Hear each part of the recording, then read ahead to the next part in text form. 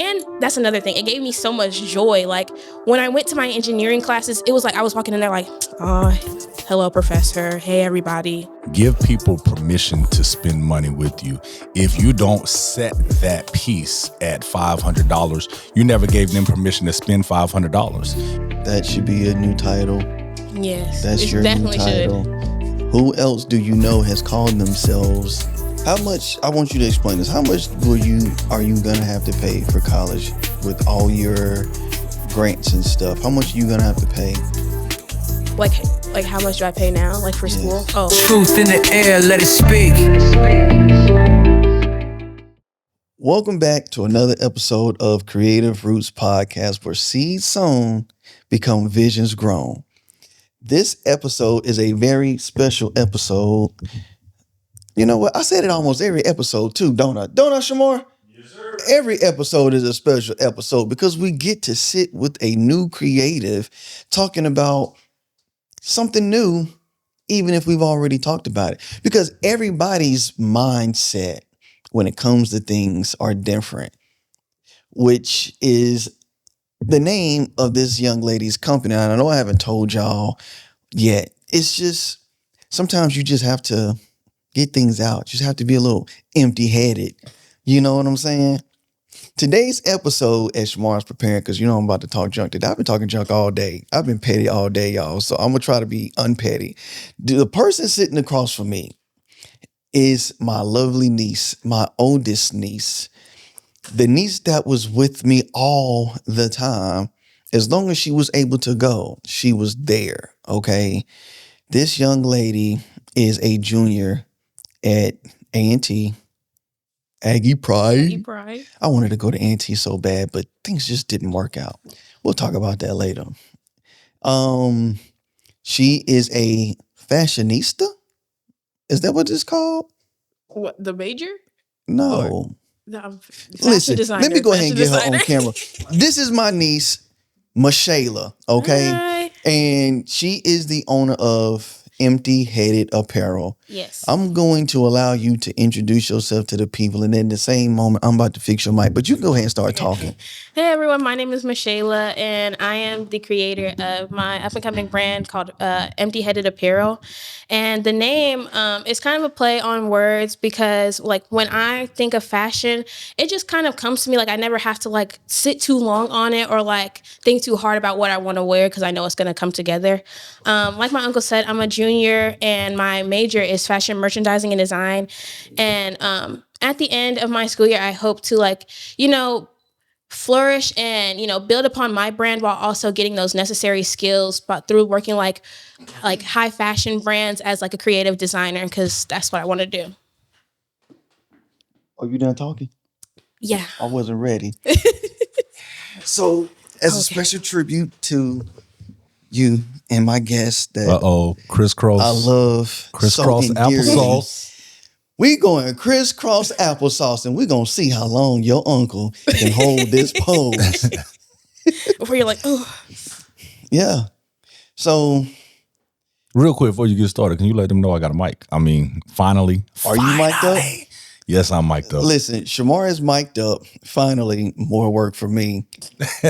But we get comments and we get people saying, I didn't hear what Shamar said. So we said, y'all already know, there's no fourth wall here. It's just the studio. We here. And yes, Shamar's there. So here we are. All right.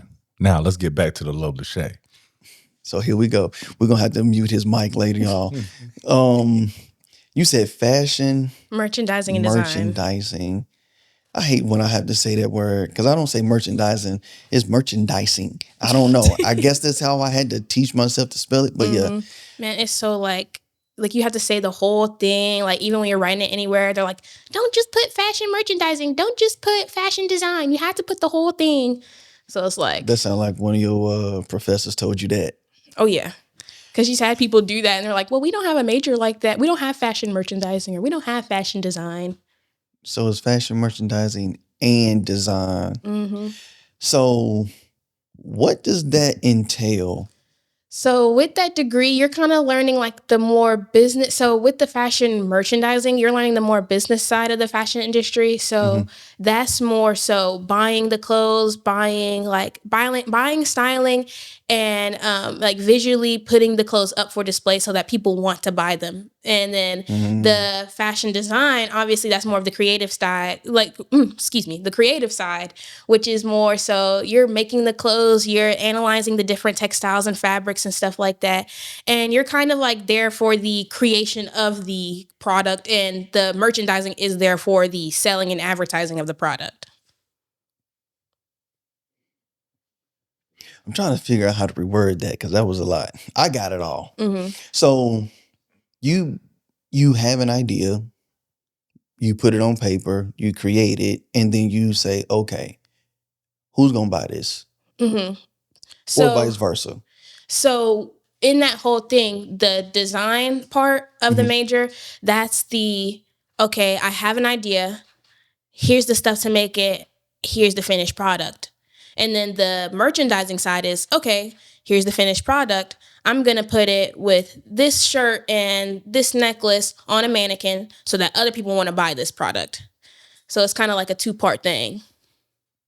So with this degree, you can pretty much go anywhere. Oh, yeah. You don't just have to be the one sitting in the office. You don't have to be the one on Illustrator or, a design program. You can be the one to say, this is the vision, make it happen, and I already have marketing taken care of. Oh, yeah. And it's like, it kind of like makes you more well-rounded, especially when like the fashion industry, like nowadays, is very competitive, just like anything else. So when you're learning both skills, it's like you can easily adapt those skills to what you need to be like in the industry. So like when it comes to like the merchandising, I think my favorite part is like just having the ability to know what pieces to put together to get the most, I guess, traction from people. And I think using that skill with, trying to build my own brand, I think that'll get me like far, because it's like building upon those tiny skills that I need to like get people, because that's what the whole fashion industry about, is like getting people to buy your product. So if I know how to do that, then I'm in there. And we are. In it. And I ain't even have my mic on. So, Creative Roots Podcast, we sit with creatives about their creative journey, and it sounds like yours is just outside of paper and outside of your mind, just starting, correct? I think so, but I feel like also it just kind of, I think for me as well, it took a lot of like knowing what I wanted to do while also kind of figuring out what I want to do like for real.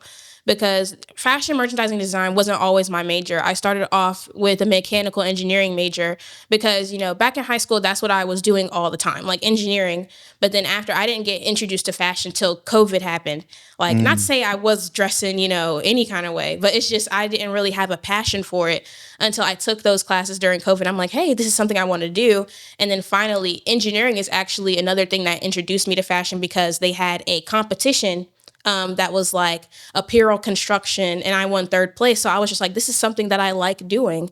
And I feel like when it comes to like that, I think I've heard someone say like the path is not always linear when it comes to like being like to success.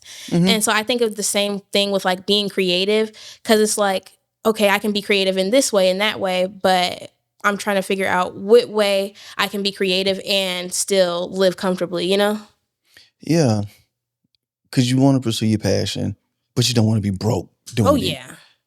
Yeah, nobody wants to be broke.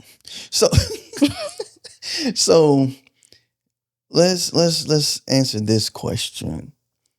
I've known you your whole dang life, and it wasn't until recent that I knew that you were into fashion. Now, your uncle like clothes. Your uncle like style.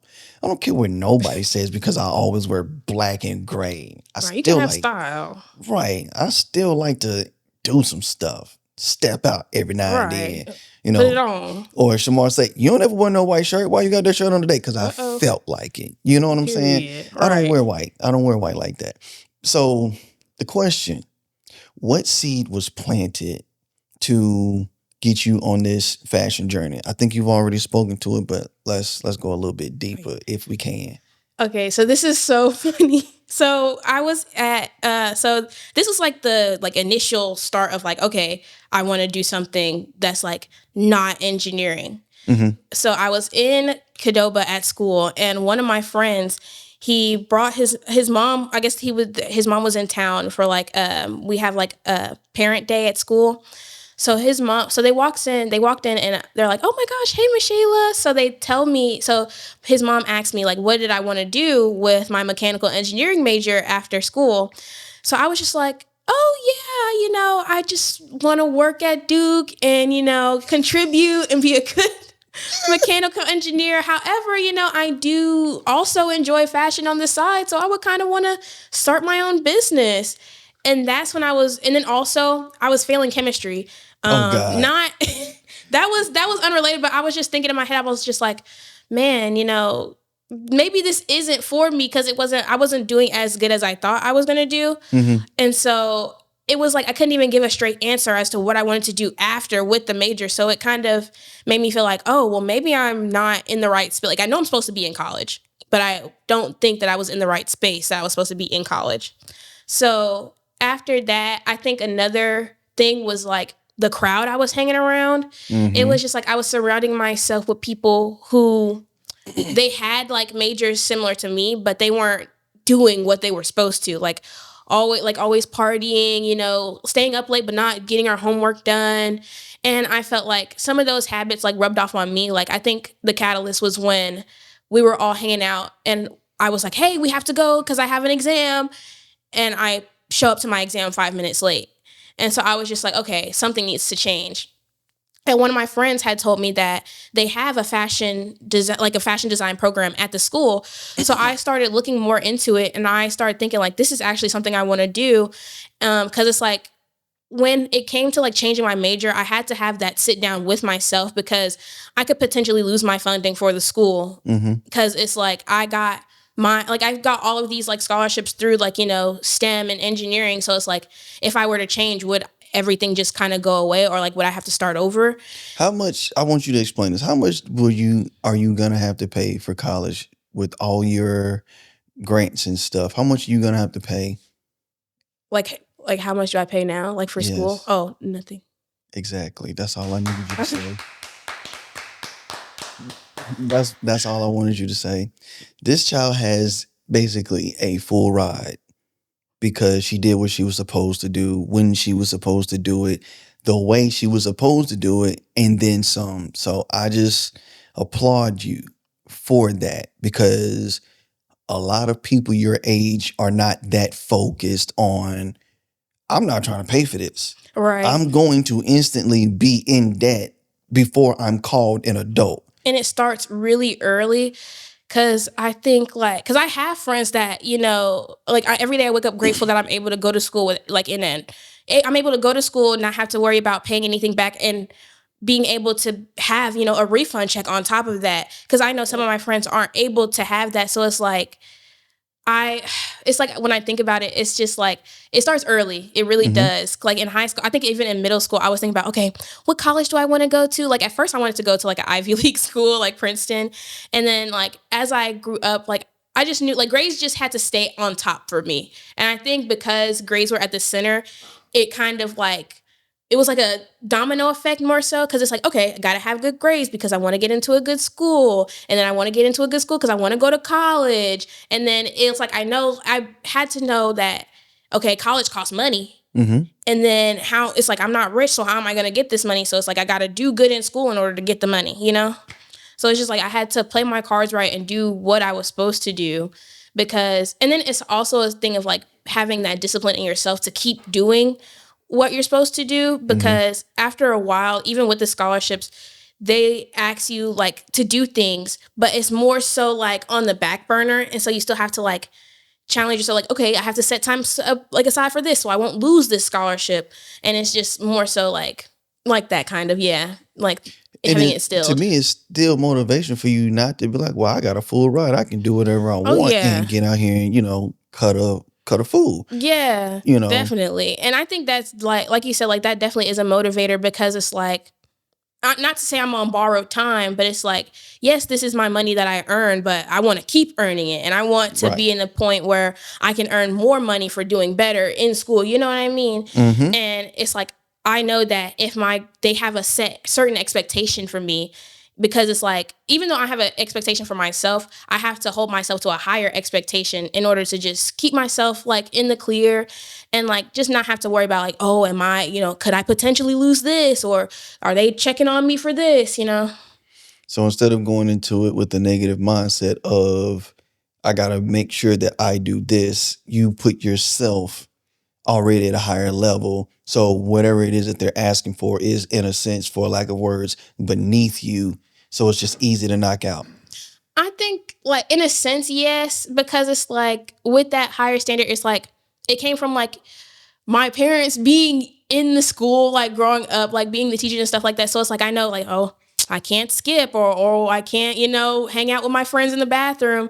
So it's like, it's kind of like that in a sense now of more so like, oh, I know I have to be at this meeting at this time, or I know I have to schedule this meeting every like bi-weekly. Mm-hmm. So it's kind of like in the back of my head because of that. I think it's more in the front of your mind, if that makes sense, because you're planning for it. You're being structured with it, by it, for it, right? Yeah. Compared to just, oh, snap, I forgot.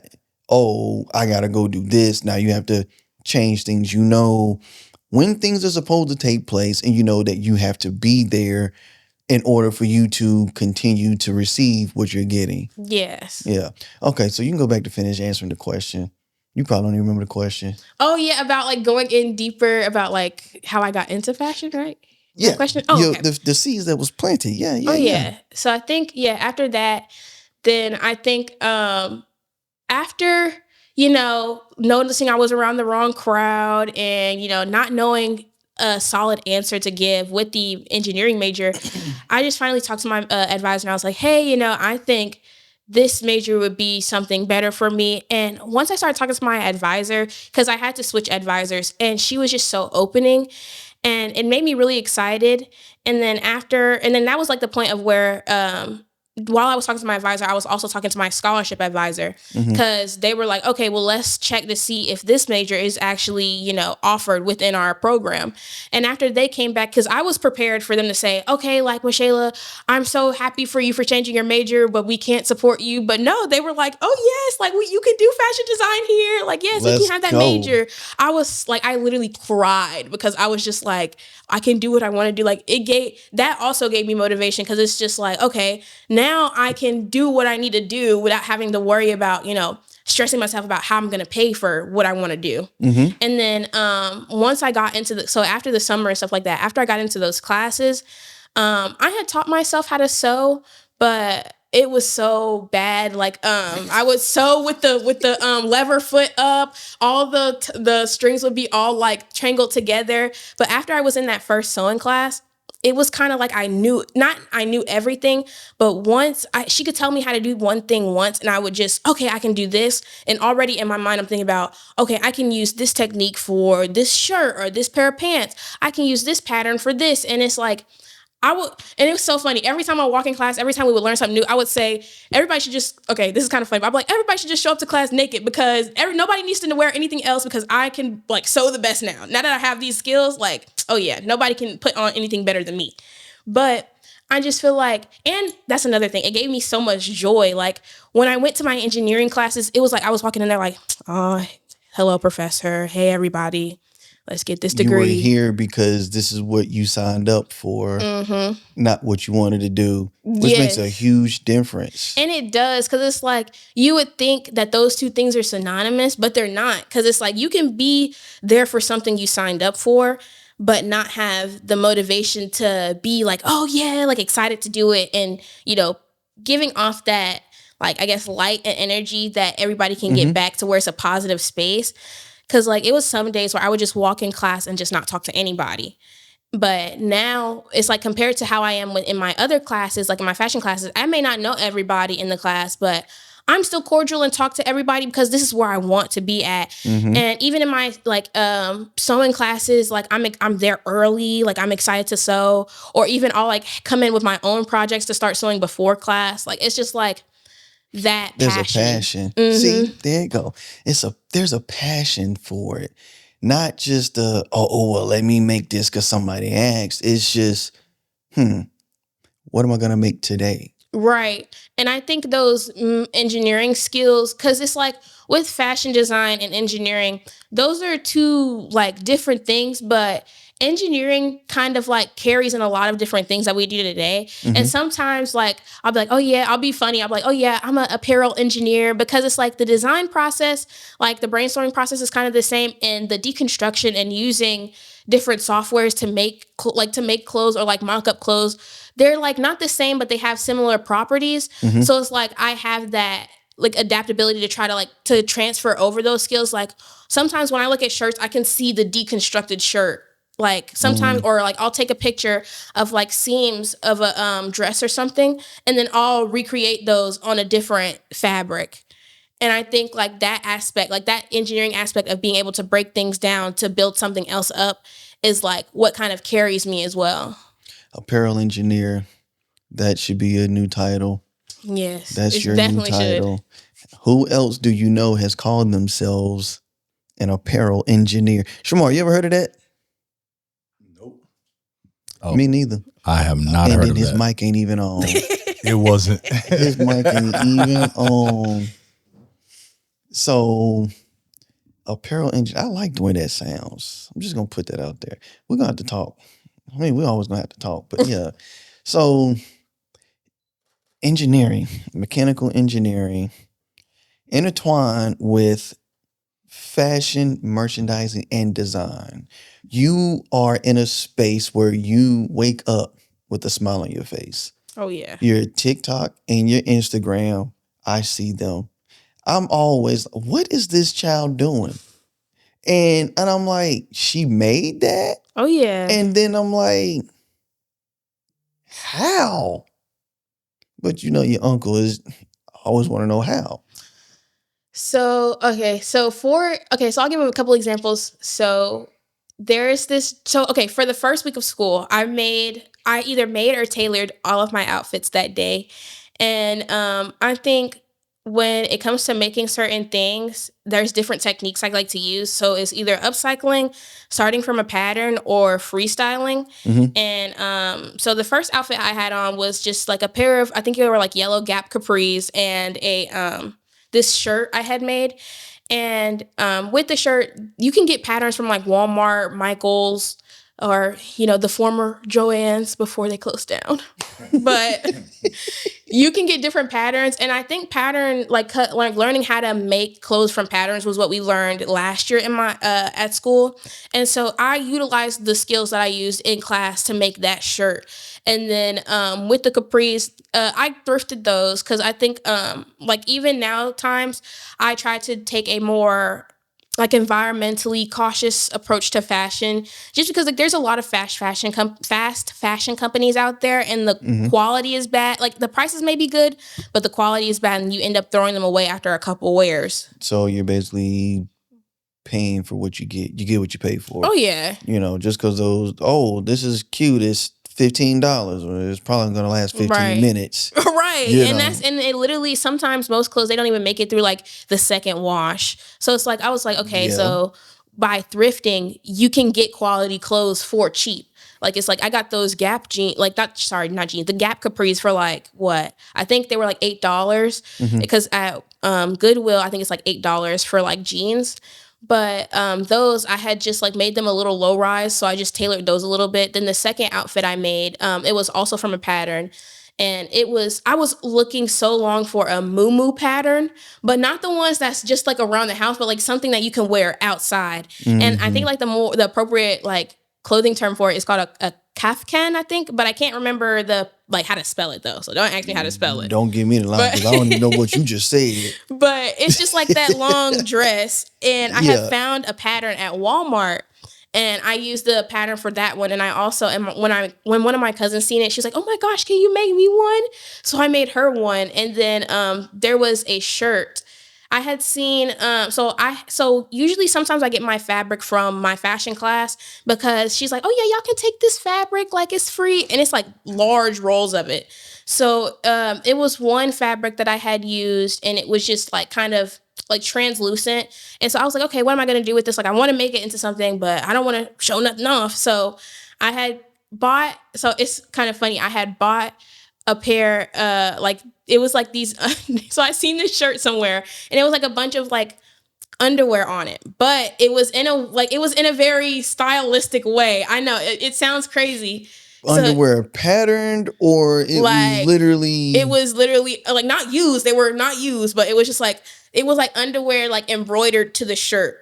So I tried to recreate that. So I got like a pack of underwear from like City Trends. I cut them up, and then what you do is with the pattern, you cut out the shirt pattern, and then you cut up the like the excess fabric that you want to use, and then you sew it onto the shirt, and then you sew the shirt in front and back together. And so that one I just freehanded that one, and then did that, and then my last outfit, I believe, my last outfit, I had got this dress from H&M, and it was a pink dress, but that dress was dirty, so I couldn't wear that one. So I got the dress and I put it on the fabric, cut it out, and then I just made it, because I had excess fabric from the black and gray shirt that I made from Monday, and I just cut that out and made it into the dress from before, but now it was a different type of dress. What do you mean it was dirty? Like you got it like, oh, this is cute. Got home and there was a spot on it? Oh no. So it was, in my head, I was like, oh, I really want to wear this dress, but I didn't want to do laundry. So I had just worn the dress like to the pool. And so I didn't want to like. Oh, okay. Okay. I thought you bought it. Oh no, dirty. I didn't. Oh no. When I'm at the thrift store, take it back. When I'm at the thrift store and they have like the little stains, I'm like, oh, do I have to pay full price if it has a stain? And they're like, yes. And I'm like, oh, I don't want to get it if I have to pay full price and it has a stain on it, you know? Right. But I think like when it comes to fashion, I think it's so many different ways that I can like, I guess, create a piece or like think of how I'm going to like bring something to fruition, if that makes sense. Because sometimes I can even just like, oh, what do I want to make? And then start listing things down. And as I'm listing things down, like it comes in my head, like, okay, I can cut this up this way and then sew this together. But it's just, it all comes down to like how I'm going to execute it as well. Because sometimes it may come together in my head, but if I'm not, if I'm not measuring twice, cutting once, then it's not going to come out the same way I want it to in person. And that's happened before, but it's just like, it's a learning process, you know, still. Yeah, so that answers my next question, because I was about to say, so what is your process when you create these clothing pieces? But you've already told it. Why are you running through my questions and not allowing me to talk? Sorry. It's okay. It's okay. Hey, man, she got that scholarship money for a reason. She know what she doing. You got a point. You got a good point. I be trying. And I would like to note, this is the first person to go crisscross with you. So shout out to Shay. Yes. So everybody else, if you get the privilege of Tay going crisscross, because she don't do that for everybody, but she has set the bar, you got to crisscross with them. Right. So I was so excited. Too ready to crisscross, actually. This is, and you see, I haven't really moved. We're going to see how much longer I can hold this up. So I love the fact that you are diving in a space that I wanted to be in. You know, growing up in the 90s, it was all about fashion. You know, you had your Inichi. I don't know how many people remember that. You had Fat Farm. You had Fubu. Oh. Who else did we have? We had a Timberland. Oh yeah. You know, we had a lot of fashion statement pieces, even from the late 80s with the loud colors and NWA with all black with the white shoes. And then you have what were those things? The spray paint on the clothes. Oh yeah. And I was like, I want to do this. So I didn't, but I did it because it was one of those things that's like, that's a lot. It's going to take a lot, and you ain't got a lot. you know, with you and your cousins and your sister, I like to make sure that I help y'all through a process. So for us growing up, it's one of those things that's like, people can't tell you what they don't know. And the only thing that we were really told was go to school, get a good job so you can graduate so you can go to school and get a good job. We weren't told go create a business. We were told to go create a space at a desk. You know what I'm saying? So for you and your cousins and your sister, I've always said, listen, what is it that you want to do? And do you have to go to college for it? You don't have to go to college for everything, but a lot of things you need to go for. Listen, don't try to be a doctor without going to college, okay? Please. Do not go and get that Please. online certificate. Please. Go get that degree. Or tell me which hospital you working at so I can So I know not to go it. there. Avoid it. Right.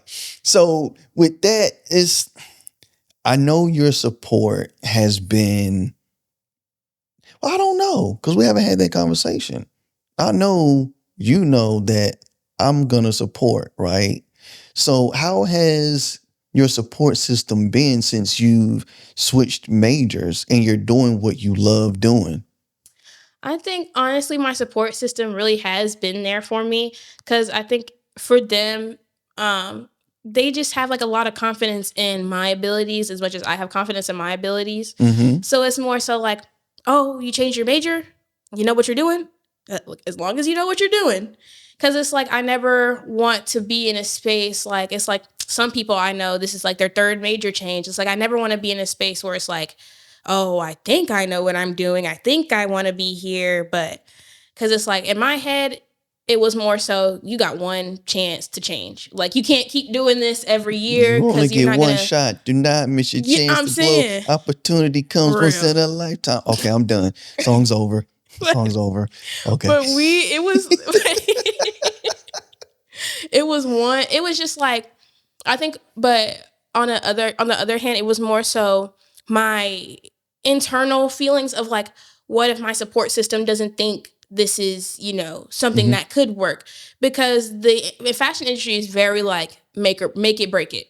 Because it's either you can flourish in it or you can fall in it, because it's very fast paced and you need to know what people are going to be talking about instead of knowing what people are talking about when it comes to the fashion industry. You have to be ahead of the curve. Oh yeah. And it's like, and I feel like once I was able to like understand that I can do that, and I can show like my support system like, hey, I can do this, and here's the reasons like A, B, and C as to why. It's like I have to like, I guess, allow them to have that trust in me for me to be able to do that. So it's like I have to like, you're not just gonna trust what somebody says just by them saying trust me. You gotta show them. Right. So through me, making clothes, sewing, like doing the fashion shows, applying and not getting into fashion shows, doing the process of those things, it gives my support system that evidence of me actually doing this and me actually, here's the reason why you should keep supporting me. Here's the reason why you should see it through with me, Mm-hmm. I get it. And it helps. That way, it's not like you have to, in a sense, not just have this as your passion, but you have to do it in a sense of, I'm going to show them. Mm-hmm. You don't have to worry about that because they're there with you. Hey, Shay, listen. And it's not always everyone. You know what I mean? So like, even though it's a little funny, some of it is out of spite. Yeah. Because it's like, okay, you don't believe that I can do this. Okay, let me show you what I can do. Mm-hmm. And then let me just, you know what I mean? So I can extra determination. Yeah. Just to shut up a couple of people. Yeah, we deal with that all the time. Like what did Riff Raff say? When I blow up, my plan is to blow up and act like I don't know nobody. Exactly. I'm trying to remember what this rapper said. He said, y'all only support the people y'all don't know acting funny or something along those lines. Whatever he said, I can't remember. It was one of my top songs. He's like, I'm going to act like I don't know y'all because y'all only support the people that y'all don't know, which is by far one of the craziest things I've ever heard in my life. But I think it's true though, because I also feel like with the culture on campus, it does get discouraging a little bit to feel like, because sometimes it does feel like I'm not doing what I'm supposed to, because it's like there's other people that do what I do and they have a higher following, like they have more like traction on their accounts, like they're selling more stuff, like, but it's like I still have to realize like, oh, you know, these, like, it's like, even though my numbers may seem low, if I were to see like what 300, 400 people in front of me, like all of my followers in front of me, I'd be like, oh, this is a lot of people. It's still a lot of people. 100 people can fill this space up. Right. So And I think it's like perspective. Yeah. Imagine 100 people being in here. You know what I'm saying? Or try to fit 100 people in your dorm room. And we're talking, you can't. Right. And we're talking 200 and 300 people, 500 people. You know, if they're in front of you, that's a lot of people. And I think that's another thing. A lot of people thrive on those numbers. And a thing for me is, how many did you pay for? You know what I'm saying? Yeah, especially with like TikTok having that new thing where it's like you can promote yourself like for like a price or whatever. And it's like sometimes, you know, in the beginning, like sometimes I would be like, oh, let me put like $10 here, let me see. But I realized soon, like, man, like I just paid $10 for this, and like what, 500 people just came onto my account to just watch, which is good. Like I'm grateful y'all see my content, but it doesn't make, like, paying for it doesn't make them stick, you know? It's not organic. Right. And, you know, like I don't tell a lot of people about what I do because I want it to be organic. I've always felt if I say, hey, I got a podcast. Hey, I'm a photographer. Hey, I do videography. Yes, I'm putting myself out there, but then I ask myself, is this my target audience? And I think that's something I like have to more so I have to like learn how to do better as like kind of keeping my not necessarily keeping my skills a secret, but like kind of knowing when to advertise my skills to my target audience, because it's like not most times, but there are times where there's people out there that are like, okay, we need X, Y, and Z person. And if you're X, Y, and Z person, they may need you, but at the same time, they're not treating you like they need you, or like they're like kind of taking advantage of those skills that you possess. Right. It's just like you get those posts and you see those posts and it's like looking for a cheap photographer. Don't tag me. Don't tag Shamar. Do not tag us. We not cheap. Okay, I'm looking at the camera because you're looking like, who are you talking to? Listen, we're not expensive, but we ain't cheap. You're going to get your money's worth, but we ain't cheap. Back this way. So you have to allow people to see what you do. But the way I feel about it, allow them to see it whenever the algorithm is ready for them to see it. You know, TikTok, Instagram is like, hey, would you like to connect your contacts or give Instagram or TikTok access to your contacts? And I'm like, no. Every time it's no. No, because once I do, now I'm going to have an extra 50 to 500 people that are followers. But when it comes down to like a YouTube thing with the algorithm, you're killing my numbers. I can have 1,000 subscribers, but if only 50 people are truly watching, YouTube's going to be like, nah, nobody's watching. Your subscribers aren't watching. Why should we send it somewhere else? So that's why I don't like putting that stuff out there. Shamar, I don't know if you ever knew that, but that's why, you know, yes, promote your business, but promote it to the right people. You know, I'm not expecting my mom to need a videographer or a photographer, right? Yeah. But if she does, she knows that I do it. You know, again, you know, being tagged, okay, tag me, but I can guarantee you if they're looking for a cheap photographer, you're looking for somebody that's just starting, trying to get their feet wet, trying to get into the space. I'm already here, you know, so no, I'm not cheap. My prices are going up too. So I hope y'all hear that. We raising prices, Shamar. I think I'm like afraid. I think a part of me is like, I never know what's too expensive and what's like too frugal. So I always feel like sometimes when I am creating things for people, oh my God. When I am creating things for people, I just feel like sometimes I lowball myself. Sometimes I lowball myself. And I don't know, that does make me feel like, it kind of makes me feel some way internally, because it's like, okay, does my craft cost this much, or could I sell it for more? Or sometimes I'm like, I guess, humbly worried of like, oh, is this too expensive? Shamar, Like, what do we say about that? Yo, check this out. Your price is your price, and it's your creativity, right? So that is what you are charging for, and don't check nobody else's pockets. You know what I mean? You put the price on there and don't question whether they can afford it or not. They know if they can, and if they can't, they're just not the client. You know what I mean? You will get that client that will buy at the price that you set. So as of today, take that price up. Yeah. And hold on to it. Because when you put this price on your website, it's either they're going to buy it or not, right? right. So if your piece is 75, 85, 105, if they're on the website, they're going to buy it or they're not. So when they're in your face, don't be like, oh, the way they dress, they might not be able to afford this. Because what if they were online? You wouldn't know what they look like. You don't know who can afford what. You know, like a story that I used to hear is guy shows up to the car dealership. He's got on nasty overalls, farmer looking guy, no shoes. Everybody's like, oh, we're not taking him. I'm not talking to him. He ain't got no money. The one guy goes out, has a conversation with him. Guy buys one of the biggest packages that you can get on a pickup truck. And everybody's like, how'd you do it? And what they didn't realize was that man's truck just broke down the street on his way to get whatever it was that he was going to get. And he looked like that because he was out in the farm, working, whatever it is that he was doing. And that's why he looked dirty. And he got to the lot because he knew it was going to be a better deal for him to purchase a brand new vehicle instead of putting money into that old one. And a lot of times we look at people and say, no, they can't afford this. Let me see what kind of deal or discount I can give them. It could even be, and I'm not throwing shade, I'm not trying to be petty, but even that person that works at that fast food restaurant can be a millionaire, and they're only there because they're bored.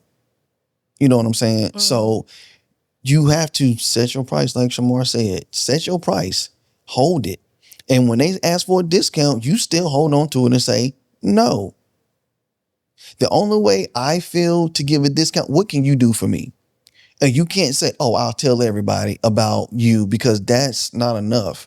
One tag on Instagram is not enough. Or, oh, we can do it for exposure. I'm already exposed. I know how to get on the internet for myself. Right. You know what I'm saying? I feel like I'm halfway preaching, but I'm just saying, like, set your price. Yeah. And your price is your price. And if they can't afford it, it's not your target audience. If you think, y'all cost too much for pictures, y'all cost too much for video, well, you don't want this great quality, then, go find whoever you can find that's going to do a whole event for $300. I want to see what that footage looks like. And that's one of the reasons I don't do weddings, because I've had people ask me, oh, your price is too much. And I'm like, you think this is too much? There are people charging twice the amount, and they're going to give you half of the quality. And they're like, oh, well, we're going to go with somebody cheaper. I never see those pictures. I never see those videos. And y'all been married how long? It don't even matter, because y'all done got divorced. Probably because you ain't had no pictures. Should have had the pictures. Should have had the pictures. Should have had them pictures. But that's my 2 cents on that. If you feel like this is too low, don't let that, it's okay to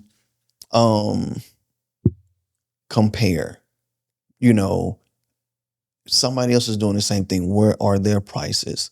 You don't want to be like, oh, well, let me be lower than them. That way they come to me. Take your price right where they are, or go higher. If you know you're getting quality fabric and they're not, if you know that, if you can look at the pictures like, they sold that seam wrong, and you know you can do better than that, set that as your bottom. If you have these designs and you're stitching everything together, you're creating new pieces from older pieces, and you do it so well that people are like, oh, what store did you buy that from? You already have everything you need. Just set your price. You already doing it empty-headedly, so I'm just saying.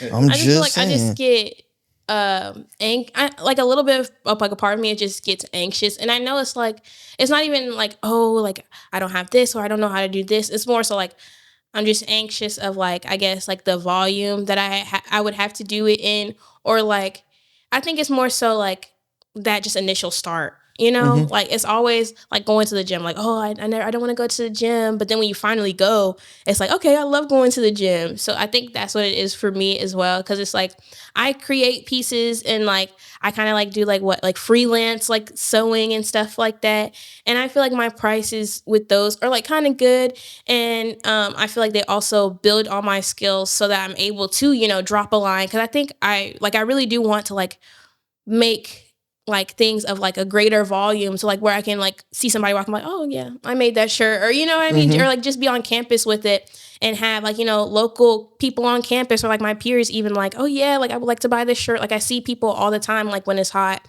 like selling their clothes and stuff like that, like out near the stew, and it's like I want to do that too, have people come and see what like I'm about, and like kind of find my people in that as well. Like, So we're doing pop-up shops?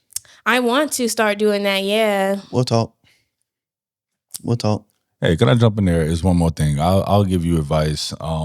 Hey, real quick, just wanted to say thank you all for tuning in to another episode of Creative Roots Podcast. If you are a creative and you're interested in being a guest on this podcast, feel free to send a DM on Instagram or TikTok, and you can find us at creativeroots.podcast on both, Creative Roots Podcast on Facebook, and we look forward to talking to you soon.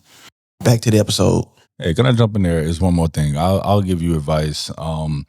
Back to this pricing thing. I remember my business coach told me, give people permission to spend money with you. If you don't set that piece at $500, you never gave them permission to spend $500. You set it at $50, so they're going to pay you $50. You see what I'm saying? So give them permission. So, all right, I'm out. Just love having Shamar have a mic. This Right. is awesome. Because now I don't have to try to repeat everything he said. Like, so basically you Shamar said, Right. Yeah. So, but yeah, I mean, yeah, give people that permission. Do your pop-up shops. Create you some stuff. Go to one. See what happens. And then you take that as feedback. Okay, well, this wasn't my crowd, or I gave out X amount of business cards, or this amount of people started following me on Instagram. They scanned your Instagram, TikTok QR code, right? All of those are analytics. What age group is showing up? Is it the 20-year-old showing up, or is it the 35, 40-year-old and their kids that are showing up? And those are the ones that are buying. Like, however you funnel everything, just make sure you check your analytics, because what you think is your target audience might not be your target audience. So Yeah. we're in marketing class right now. No, yeah, and I'm like, hey, yes, and with this, and you got to target to this people and that people. I feel like for me, my target my perceived target, tearing you up Yes, over it there. is. Yeah. I'm like trying to like, so like looking over, and you're like this, hitting the Dougie over there. I don't know where it came from. But but when it comes to like my target audience, I think like from what I perceive, like I want my target audience to be like not just like people like me, but more so like people that can dress. And that's like very vague, but like with my I guess company, I really like the Well, you good. sorry. I'm pointing at this camera. Oh. Is it But still recording? I what was I gonna say? Oh yeah, but I like, but not more so like people that can dress, but that also have the like early 2000s style, like video vixen type dress, because I feel like that's kind of what my main aesthetic is now, like very pink, very like early 2000s, very like not necessarily like Pam Grier, but more so like like coffee, like black like not black exploitation, but it's like a mix of those type of things. And I feel like that's like my interest when it comes to clothes, because it's like I love bell bottoms, I love the jean, like I love, you know what I mean? I love the early 2000s style. Yeah, that was when Cash Money was taking over for the 99 and the 2000. Yeah. So this is a lot. We've gone through your beginning. We've gone through your support. We did a lot. We talked about a lot. We had marketing, merchandising, and design. And so the question is, what seeds would you want to plant for the next creative that's wanting to get into fashion? I think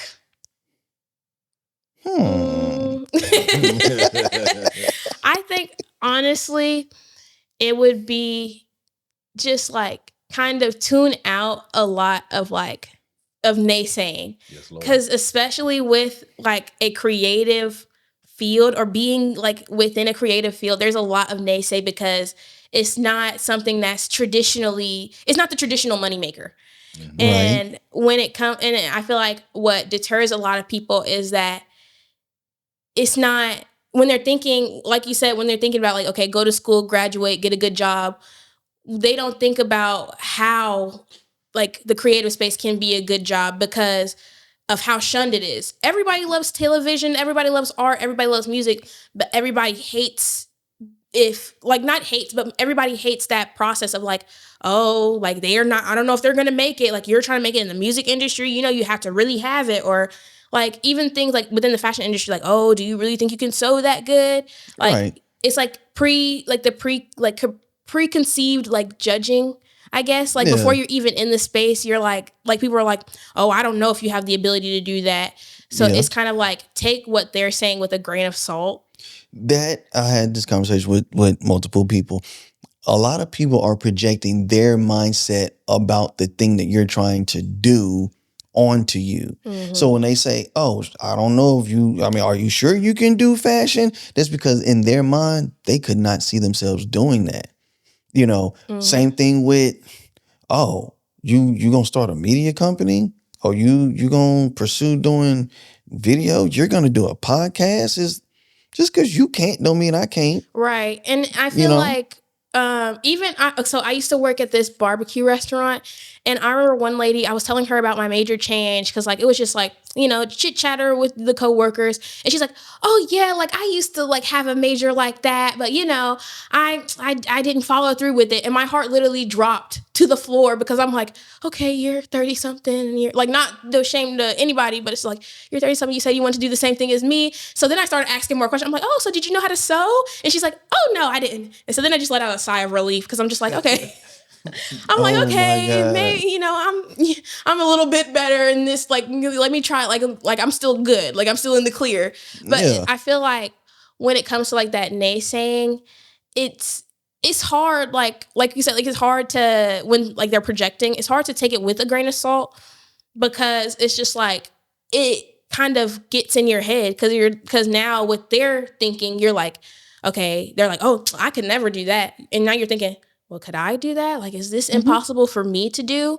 And I think another tip to go into that is kind of like, I'm trying to learn how to do this better, but like moving in silence, because telling everybody your business can lead to external like energies, kind of like, oh girl, like, yeah, I'm excited that you're doing this. Oh, I really hope she doesn't get it. I hope I never text her back. Like, you know? I'll show you how to move in silence. Like, because I'm trying. It's so peaceful there. It's very peaceful there. Ain't it, Shamar? It's very peaceful. Yes, sir.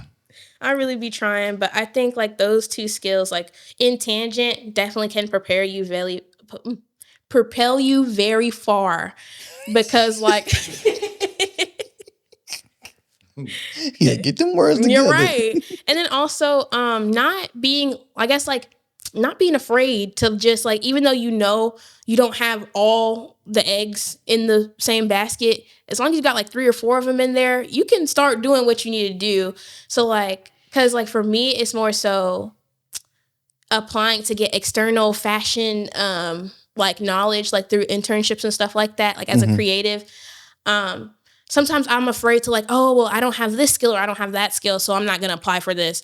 But you should apply, even though you have like maybe 1 or 2 skills from it, you should still apply, because it's like some of these skills that they have on there, they can be teachable. Or on top of that, you could already have those skills and they're transferable. So it's just like not being afraid, or just not even not being afraid, just having the courage, because you can still be afraid, but having the courage to just oh yeah, I'm gonna do this, or oh yeah, I'm gonna, apply for this fashion show, or oh yeah, I'm gonna apply for this thing, So don't let what everybody else says get to you and keep you from doing what you feel you should be doing. At the same time, keep that as motivation, and along the line, don't give self-doubt when it's not needed.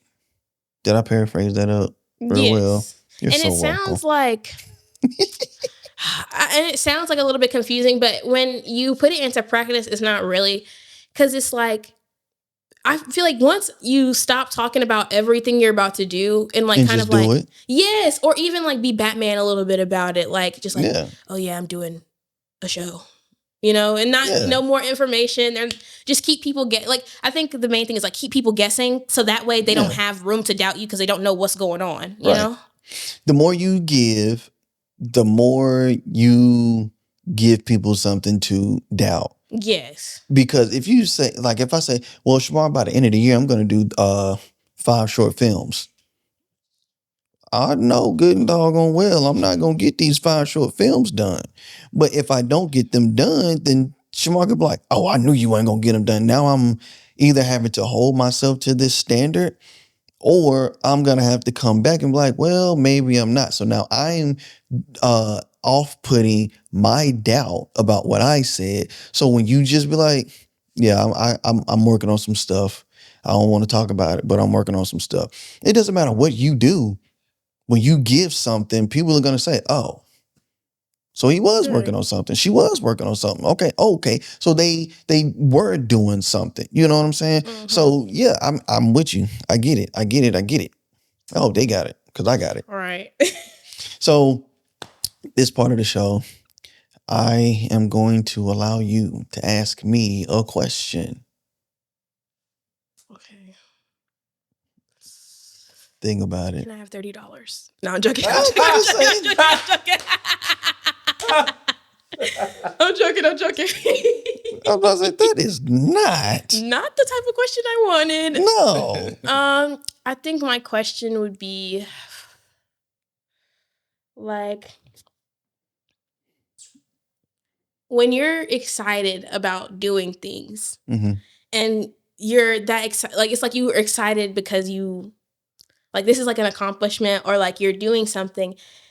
How do you like stop yourself from like just screaming it from the hills? Like, oh yeah, I'm about to do this.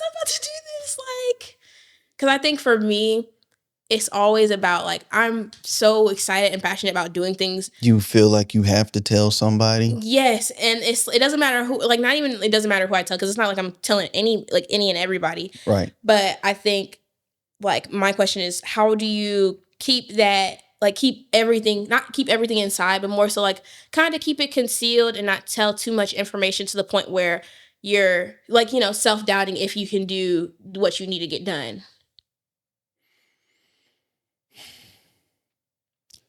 That goes back to moving in silence and having no more than 3 accountability partners.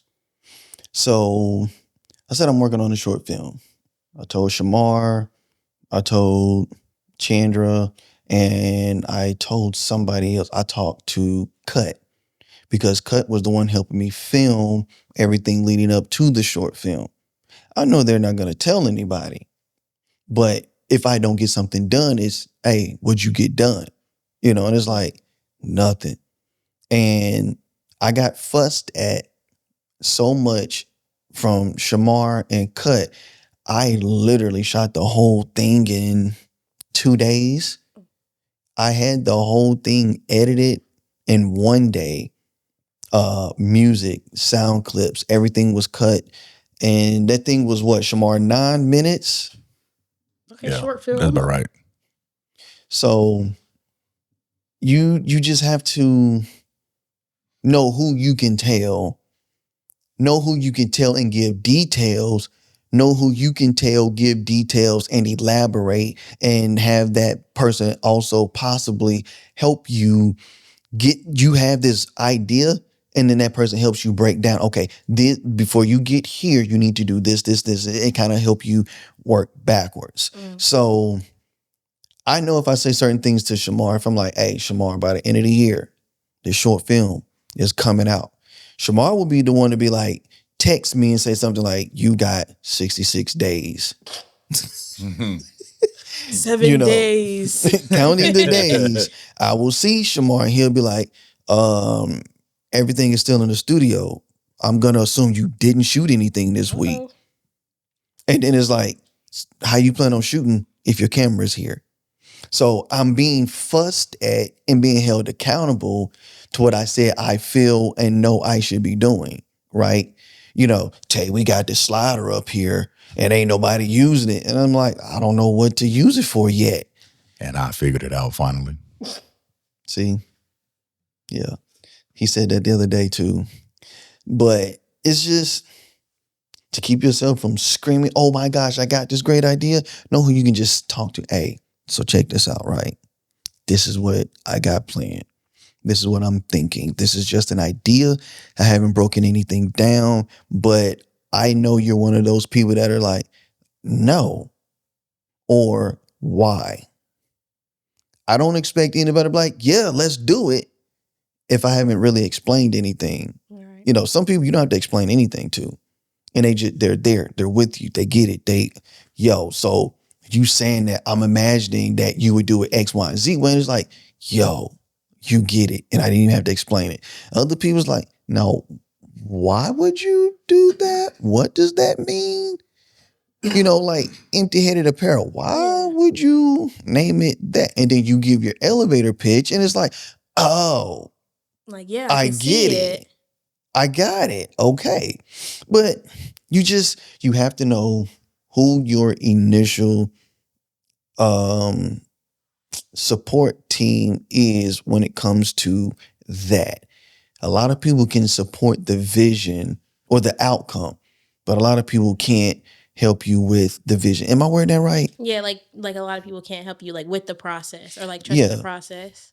So like you have to have like that level of like discernment when it comes to like picking like those accountability like buddies. Yeah. To like, hold yourself like accountable to. Okay. Yeah.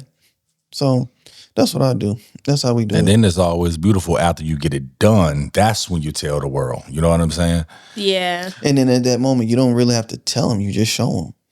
And I do like that feeling of like on some projects, like it'll be some projects, not that I'm like not excited to say anything about them, but more so like, okay, I'll just do this because it was like on a whim and I'll just get it done. And then I show it off and they're like, and I get comments and like everyone's like, oh my gosh, I love this like shirt or I love this dress. And I'm like, oh, thanks, I made it. Like, I'm like because super excited. Because you did it empty-headedly, ma'am. Right. She popped out and showed them. For real. Let's go. And I think like that's my like favorite part, but sometimes I just get excited because it's like I'll see the vision so clearly.